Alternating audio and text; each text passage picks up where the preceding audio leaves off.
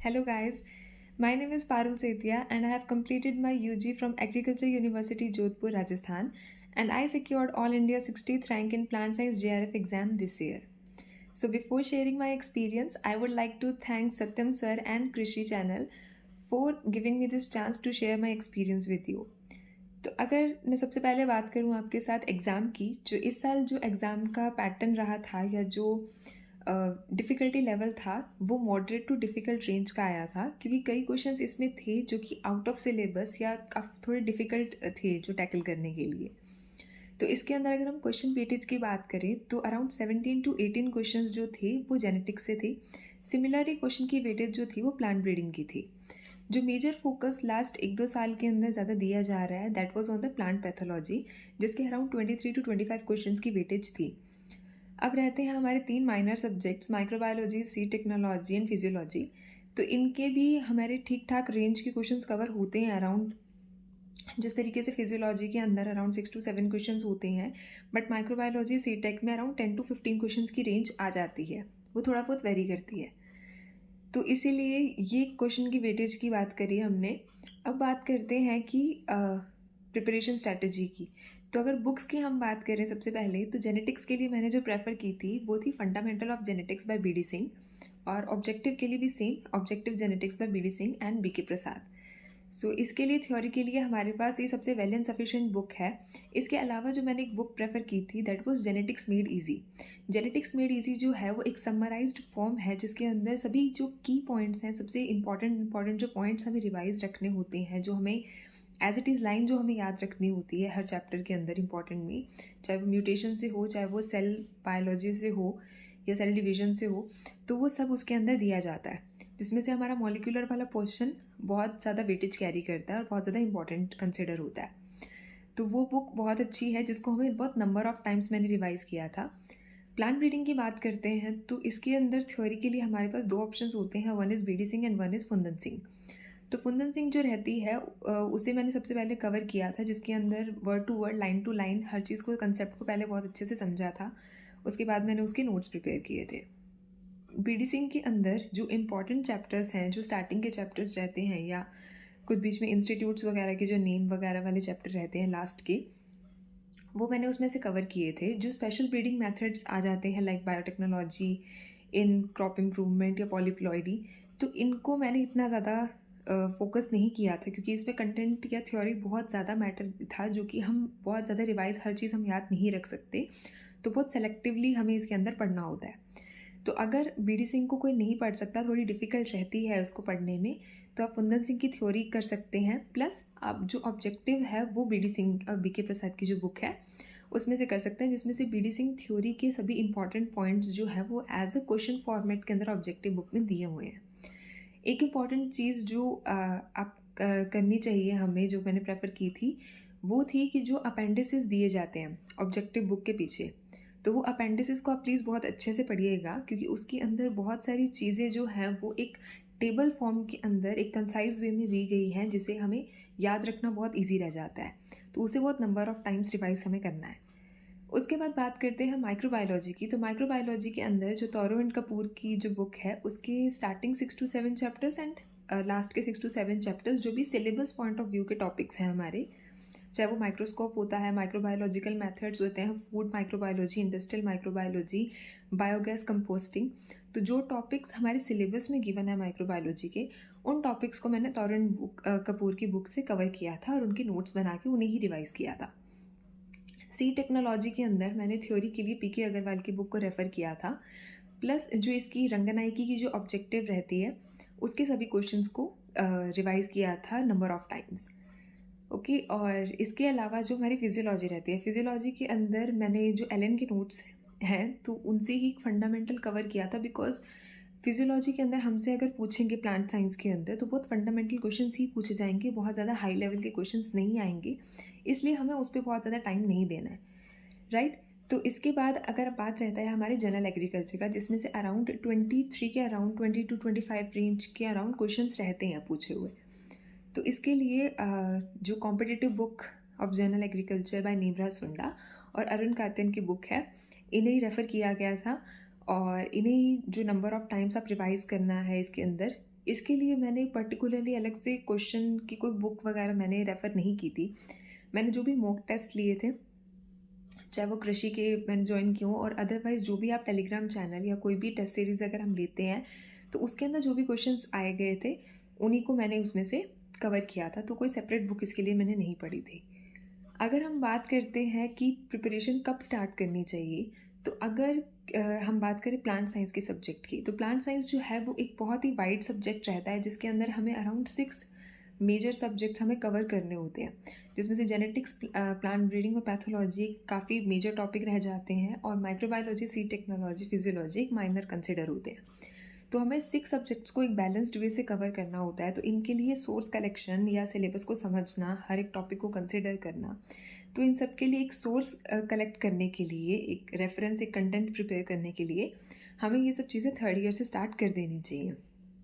तो third year में मैंने ये सब चीज़ें स्टार्ट कर दी थी कि कहाँ से कौन सी बुक रेफ़र करनी है या कितना कंटेंट रखना है, वो सब चीज़ें। जो एक एक्चुअल प्रिपरेशन मैंने स्टार्ट की थी, वो की थी after the JRF exam of 2021, क्योंकि उसके अंदर एक थोड़ा एनालिसिस हो गया था कि हम कहाँ स्टैंड करते हैं, या मतलब मुझे कितनी प्रिपरेशन की रिक्वायरमेंट और है। उस अकॉर्डिंग उसके बाद एक सीरियस स्टडी स्टार्ट हुई थी। तो उसके बाद मेरा जो एक जो पर्सनल एक्सपीरियंस मैं शेयर करूँगी आपसे, दैट इज़ कि आप एक रिवीजन को बहुत ज़्यादा टाइम देने से बेटर है कि आप नंबर ऑफ़ रिविजन्स कीजिए। क्योंकि जिस तरीके से हम कहते हैं कि हमें जो विजुअलाइज़ चीज़ होती है, जो देखी हुई चीज़ रहती है, वो हमें ज़्यादा याद रहती है एज़ कम्पेयर टू जो हम डायरेक्टली सुन के या वैसे पढ़ के याद करते हैं, राइट? तो जो भी चीज़ हमें लगती है, फॉर एग्ज़ाम्पल पैथोलॉजी जो सब्जेक्ट रहता है, जो पर्सनली मेरा थोड़ा सा वीक सब्जेक्ट था, तो इन चीज़ों के अंदर जो चीज़ें हमें बहुत नंबर ऑफ़ टाइम्स याद रखनी है, तो उस चीज़ को आप नंबर ऑफ़ टाइम्स अपने मतलब आँखों के आगे से हमें निकालना है। तो उसको आप जितनी ज़्यादा बार हो सके उतनी ज़्यादा बार आप उसे रिवाइज़ कीजिए। तो एक टॉपिक को 1 घंटे में कवर करने से बेटर, मतलब ज़्यादा टाइम लेके, तो उससे ज़्यादा मैं प्रेफ़र करूँगी कि आप आधे-आधे घंटे के अंदर उसको 2 बार रिवाइज़ करें। तो आई थिंक मेरे लिए बहुत इफ़ेक्टिव साबित हुआ था। तो आप इस चीज़ को अप्लाई करके देख सकते हैं। सेकंड चीज़ जो मैंने इसके अंदर की थी कि एक आपके पास अगर आपका कोई फ्रेंड या कोई रिलेटिव, स्पेशली अगर कोई आपका फ्रेंड हो जो सेम सब्जेक्ट से प्रिपेयर कर रहा हो, तो एक कॉम्पिटिटर लेवल से, एक हेल्दी कंपटीशन के लेवल से आप उसके साथ डिस्कस कर सकते हैं, जिससे कि आपका नॉलेज फैक्टर ऑब्वियसली इंक्रीज़ ही होगा, डिक्रीज़ नहीं होगा।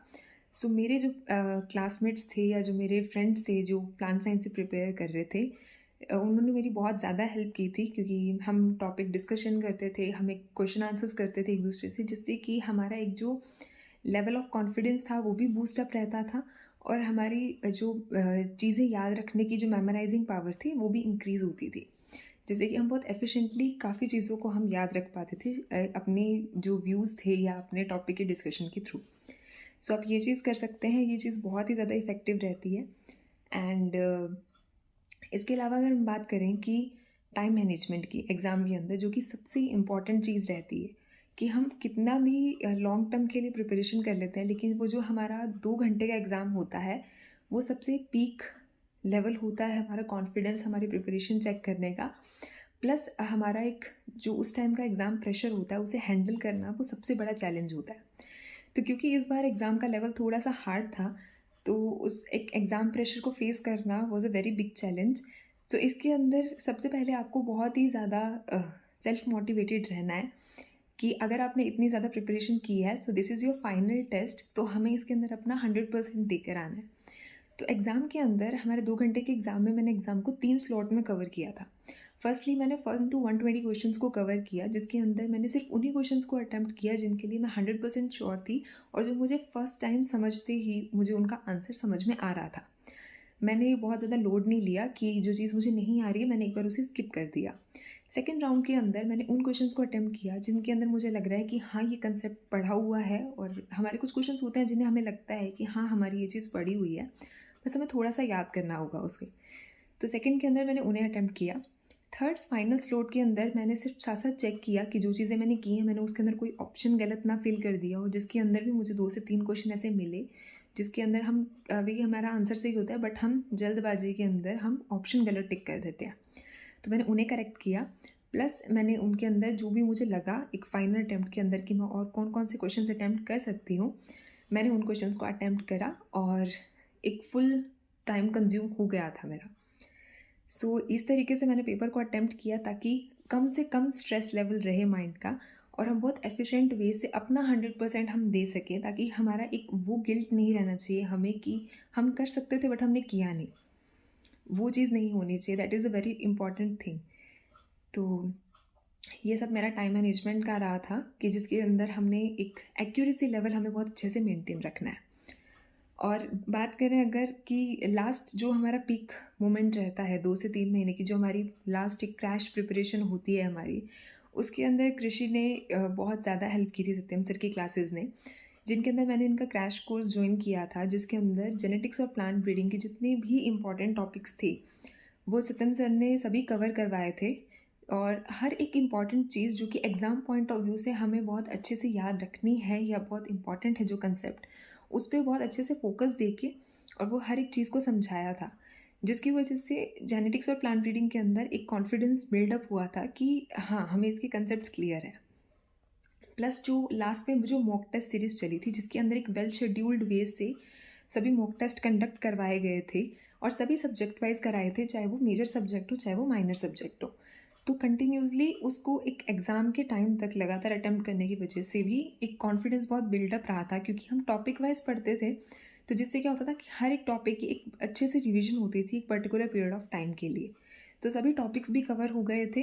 प्लस क्वेश्चन अटैम्प्ट करा था एग्जाम पैटर्न के बेसिस पे, असर्शन रीज़न जो सबसे इंपॉर्टेंट चीज़ हमें ध्यान रखनी है, क्योंकि आजकल असर्शन रीज़न के ऊपर सबसे ज़्यादा क्वेश्चन रहते हैं। तो कंसेप्चुअल बेस्ड स्टडी हमें बहुत अच्छे से करनी होती है। इसके अंदर हम कोई भी चीज़ को रट्टा नहीं लगा सकते, हम क्रैम नहीं कर सकते हैं। तो कंसेप्ट को आपको बहुत अच्छे से समझना है, तभी हम असर्शन रीज़न के क्वेश्चंस को सॉल्व कर पाएंगे। राइट। इसके अलावा मैच द फॉलोइंग के आते हैं, तो उसके भी हमें ज़्यादा से ज़्यादा हमें क्वेश्चन प्रैक्टिस करनी है इसके अंदर, क्योंकि हम जितनी ज़्यादा क्वेश्चन प्रैक्टिस करेंगे हम उस तरीके के क्वेश्चंस को उतना ही ज़्यादा टैकल करेंगे, जिससे कि एक हैबिचुअल हो जाएंगे हम उस चीज़ के, ताकि हमें एग्ज़ाम के अंदर वो एक प्रेशर फील नहीं होगा कि इस तरीके के क्वेश्चन को किस तरीके से किया जाता है। राइट। तो thank you so much Satyam sir for your all your guidance and hard work. So that's all my experience regarding the paper. So I think ये आपको हेल्प करेगा आपके प्रिपरेशन के अंदर। So thank you so much and all the very best for your exam. Thank you so much.